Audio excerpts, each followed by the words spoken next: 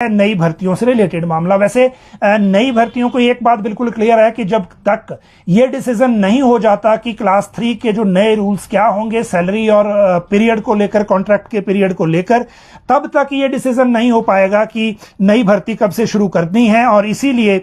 इस भर्ती को लेकर जो है वो थोड़ा सा इंतजार हमें करना पड़ेगा। कैबिनेट में कुछ मामले जा रहे हैं, एजुकेशन के भी हैं, लेकिन वो इस तरह से नहीं है जो बिल्कुल एक रेगुलेटेड नई भर्तियों को लेकर इशू होता है। ये सिर्फ एक फेज वाइज एक तरह से मैटर रखे जा रहे हैं और परसों की कैबिनेट में भी हमें इंतजार रहेगा कि नई भर्तियों को लेकर क्या डिसीजन सरकार लेती है। आज एक बड़ी बात कही है और उनको एक संकेत भी दिए हैं, संदेश भी दिए हैं। उन्होंने कहा है कि अगर सरकार के पास पैसा आता है तो वो पैसा जो है वो कर्मचारियों की जो देनदारी है, डीए की किस्त है, 2 किस्तें अभी डीए की बची हुई है 4% की, उसके अलावा जो एरियर का पैसा है, छठे वेतनमान का जो एरियर है वो भी अभी कर्मचारियों को दिया जाना है। तो वो देनदारियां सरकार चुकता करेगी, लेकिन पैसा आने पर तो इसके लिए कर्मचारियों को भी सहयोग करना होगा और संयम जो है वो जरूर रेगुलराइजेशन की। देखिए, राज्य सरकार की तरफ से जो 2 साल के कॉन्ट्रैक्ट के बाद रेगुलर होते हैं कर्मचारी, उसमें पहले थोड़ा देरी हो गई थी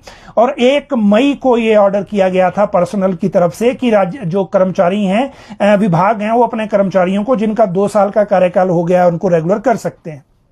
बहुत कम विभागों में रेगुलराइजेशन के जो ऑर्डर हैं वो हमारे सामने आए हैं, जिसमें एजुकेशन में जो डिस्ट्रिक्ट लेवल के डिस्ट्रिक्ट कैडर के पोस्ट हैं सीएंडबी जेबीटी की, वो डिप्टी डायरेक्टर्स ने मैक्सिमम कर दी है। लेकिन जो स्टेट लेवल की पोस्ट हैं, चाहे वो लेक्चरर हों, कॉलेज के, स्कूल के, टीजीटी के इवन, तो वो रेगुलराइजेशन अभी नहीं हुई है। यही समस्या बिजली बोर्ड में भी आ रही है। बिजली बोर्ड में जो कर्मचारी यूनियन है उन्होंने अब बिजली बोर्ड प्रबंधन को लिख के दिया है, हीरालाल वर्मा की जो एसोसिएशन है,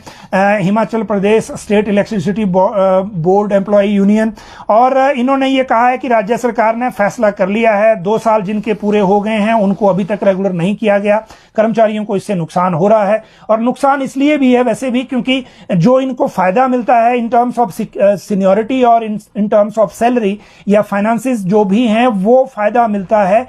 जो जिस डेट से नोटिफिकेशन होती है रेगुलराइजेशन की। और जितना डिपार्टमेंट लेट करेंगे उतना डायरेक्ट लॉस जो है वो एम्प्लॉय का है। अगर हम सचिवालय की बात करें तो आप देखिए, जब पोस्ट खाली होती है तो सेम डे या पिछले दिन ऑर्डर हो जाते हैं, लेकिन जो फील्ड के कर्मचारी हैं उनकी रेगुलराइजेशन हो, प्रमोशन हो या बाकी मामले हैं, उनको लेकर जो देरी है वो कई बार बहुत भारी पड़ती है। और अभी भी आप देखिए 31 मार्च को जो 2 साल पूरे कर चुके हैं वो लगभग 2 महीने लूज करने की स्थिति पर हैं, क्योंकि 1 महीना पहले ऑर्डर में चला गया, अब 15 दिन जो है वो विभागों ने लगा दिए। अभी भी जिन कैडर्स में ज्यादा लोग हैं उनकी जो वेरिफिकेशन है, डॉक्यूमेंटेशन है, सारी चीजें अगर मिला दें तो इसमें और चीजें भी आगे हो जाएंगी। इसी तरह से जो बाकी मामले हैं, बाकी विभाग हैं, उनको भी इस तरह से देखना चाहिए कि वो किस तरह से इस पूरे मामले को